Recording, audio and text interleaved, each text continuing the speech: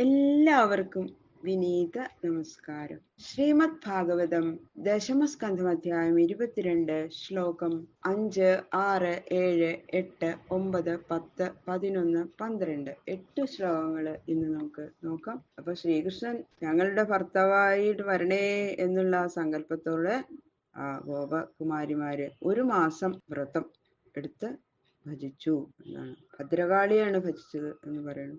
ഗോപീ വസ്ത്രാപഹരണം എന്ന ലീല വിസ്തരിക്കണം അടുത്ത ശ്ലോകങ്ങളിൽ. ഓം നമോ ഭഗവതേ വാസുദേവായ.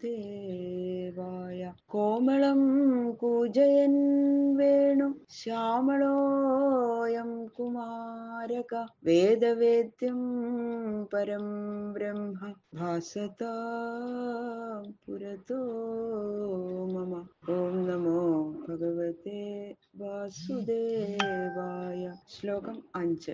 ഏവം മാസം വ്രതം ചേരു കുമാര്യ കൃഷ്ണചേതസ. ഭദ്രകാളീം സമാനർച്ചു ഭൂയാൻ നന്ദസുതപതി. ശ്രീകൃഷ്ണൻ ഞങ്ങളുടെ ഭർത്താവായി ഭവിക്കണേ എന്നുള്ള സങ്കല്പത്തോടെ ആ ഗോപകുമാരികള് ഒരു മാസം കാലം ആഹാര ആദി നിയമങ്ങളോടുകൂടിയ ഭദ്രകാളിയെ പൂജിച്ചു. വ്രതം തന്നെ. സർവാഭീഷ്ടപ്രദാത്രിയായ കാത്യായനിയെ തന്നെയാണ് ഇവിടെ ഭദ്രകാളി എന്ന് പറയുന്നത്.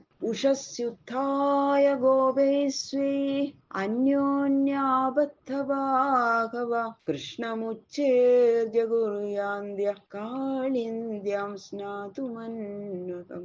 ഒരു മാസം അവരെ എങ്ങനെയാ വ്രതം ആചരിച്ചത് എന്ന് പറയണു. കാലത്ത് നേരത്തെ എഴുന്നേറ്റ് അവരവർക്ക് ബന്ധപ്പെട്ട കുലത്തിൽ ജനിച്ച സഖികളുടെ അടുത്ത് ചെന്നിട്ട് അവരെ വിളിച്ച്, എല്ലാവരെയും വിളിക്കും ഓരോ സ്ഥലത്ത് ചെന്നിട്ട്.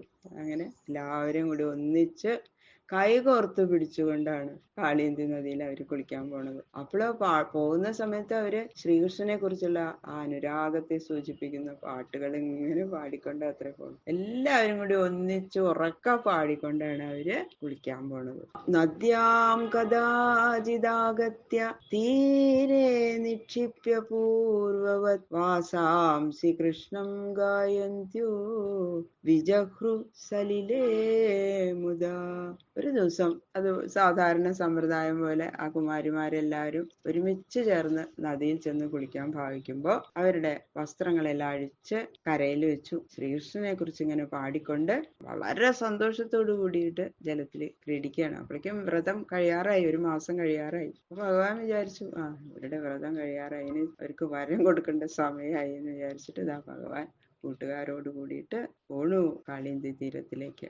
ഭഗവാൻ തദഭിപ്രേത്യ കൃഷ്ണോ യോഗേശ്വരേശ്വര വയസ്സേരാവൃതത്ര ഗതസ്ഥൽ കർമ്മസിദ്ധയേ. ബ്രഹ്മാദിദേവന്മാരുടെയും ഈശ്വരനും സമസ്ത ഐശ്വര്യങ്ങൾ ഭക്തന്മാർക്ക് സ്വതന്ത്രമായി പ്രദാനം ചെയ്യുന്നവനുമായ ഭഗവാൻ ശ്രീകൃഷ്ണൻ ആ കുമാരിമാര് പ്രാർത്ഥിച്ചതുകൊണ്ട് വ്രതം ഇരിക്കുന്നത് അറിഞ്ഞിട്ട് അവരുടെ വ്രതഫലം വേഗം ഇനി കൊടുക്കണം, താമസിക്കണ്ടെന്ന് വിചാരിച്ചിട്ട് തന്റെ സ്നേഹിതന്മാരോട് കൂടിയിട്ട് ഒരുമിച്ച് കാളിന്തി തീരത്തിൽ ചെന്നു. അവര് ഭഗവതിയാണ് പൂജിച്ചത് അല്ലേ, പക്ഷെ വരം കൊടുക്കാൻ പ്രത്യക്ഷപ്പെട്ടത് ആരാ? ഭഗവാൻ.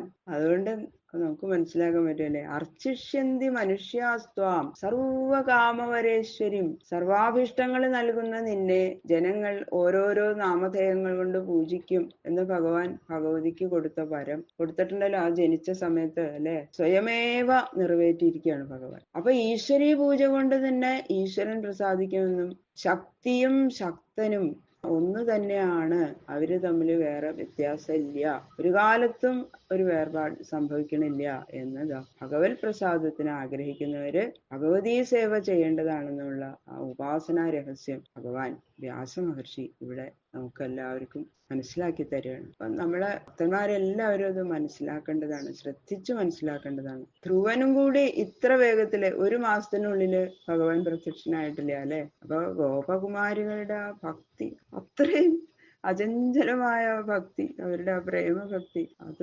മാസപൂർത്തിയാകുന്നതിന് മുമ്പ് തന്നെ പ്രത്യക്ഷനായി. ഒരു മാസം ആവണതിന് മുമ്പ് തന്നെ ഭഗവാൻ, കാത്തിരിക്കാൻ ഭഗവാന് അത്ര ക്ഷമയുണ്ടായില്ല.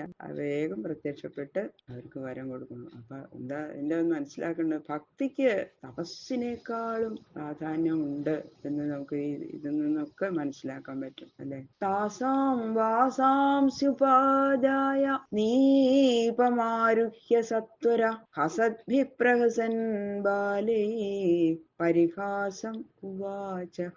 കരയിൽ വെച്ചിരിക്കുന്ന ആ കുമാരിമാരുടെ വസ്ത്രങ്ങൾ എടുത്ത് വേഗത്തില് ആ നദിക്ക് അരികെയുള്ള കടമ്പു മരത്തുമ്പിൽ അങ്ങോട്ട് കേറി ഭഗവാൻ ചങ്ങാതിമാരെ ഒരുമിച്ചിട്ട്. അപ്പൊ എന്താ, ഇവരെല്ലാരും കൂടി ആയിട്ട് ചിരിക്കാൻ തുടങ്ങി ഇത് കണ്ടിട്ട്. ആഹാ, ഇത് ഇങ്ങനെ കണ്ണൻ ചെയ്യുന്നുള്ളത് അവരും വിചാരിച്ചില്ല. അപ്പൊ അവരോട് ചേർന്ന് ഭഗവാനും ചിരിച്ചുകൊണ്ട് പരിഹാസമായിട്ട് അവരോട് പറയണത്. അപ്പൊ അവർക്ക് ഇങ്ങനെ ലജ്ജ കൊണ്ട് എത്ര ലജ്ജ ഉണ്ടെന്ന് അറിയാൻ വേണ്ടിട്ടാ ഈ കൂട്ടുകാരെയും കൂടിയിട്ടാ പോണതേ. ഭക്തി പരീക്ഷിക്കാൻ അവരുടെ. ആ ഭക്തി പരീക്ഷിക്കുന്ന ഭഗവാന്റെ അഭിപ്രായം ആർക്കും അറിയാം. സാധാരണ ഈ പുരുഷന്മാര് തൊടാൻ മടിക്കുന്ന ആ വിഴുപ്പ് തുണികൾ അവരഴിച്ചിട്ട വസ്ത്രമാണല്ലേ ഭഗവാൻ ഒരു വിഷമമില്ലാതെ അതെടുത്തിട്ട് അല്ലേ. ആലോചിച്ച് നോക്കും ഭഗവാന്റെ കാരുണ്യം.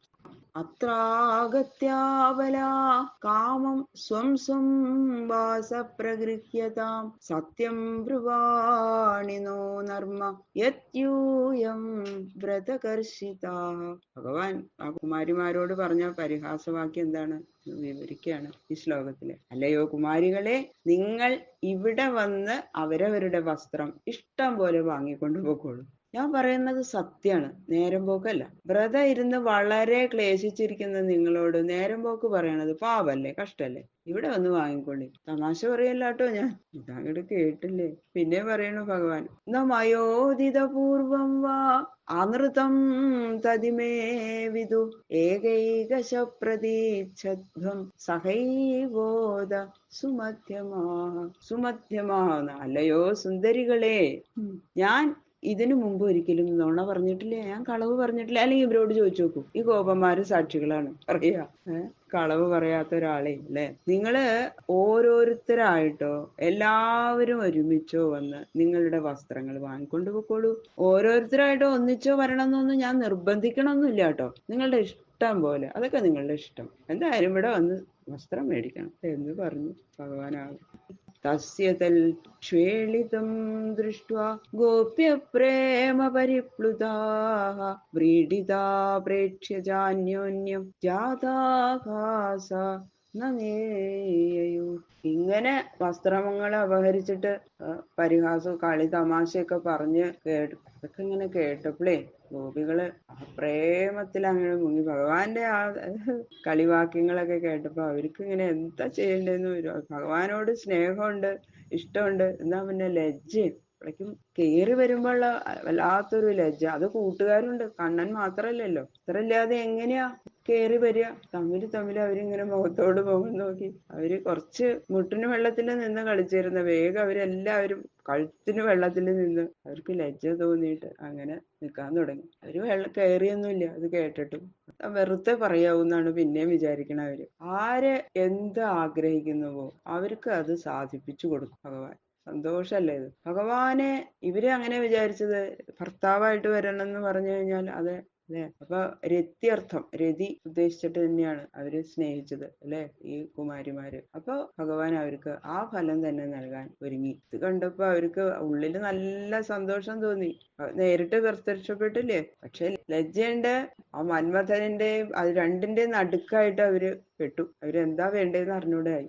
എങ്ങനെയാ ഇപ്പൊ കേറി ഇത് വസ്ത്രം മേടിക്കുക? ഭഗവാൻ ഞങ്ങളുടെ ആഗ്രഹം സാധിപ്പിച്ചു തരുന്നുള്ളത് ഉറപ്പായി. അപ്പൊ അതിന്റെ സന്തോഷമുണ്ട്. പക്ഷേ കേറി വരണ്ടേ, എന്നാലേ വസ്ത്രം തരുള്ളൂ എന്നല്ലേ പറയണത്. ഭഗവാന്റെ ഉദ്ദേശം എന്താ? നിങ്ങളുടെ വസ്ത്രം തന്നെ നിങ്ങൾക്ക് ആദ്യമായിട്ട് തന്നേക്കാം.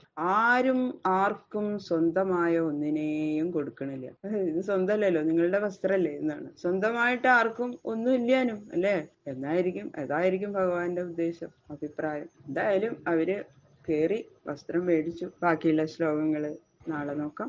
സർവത്ര ഗോവിന്ദ നാമ സങ്കീർത്തനം. ഗോവിന്ദ ഗോവിന്ദ ഗോവിന്ദ ഗോവിന്ദ.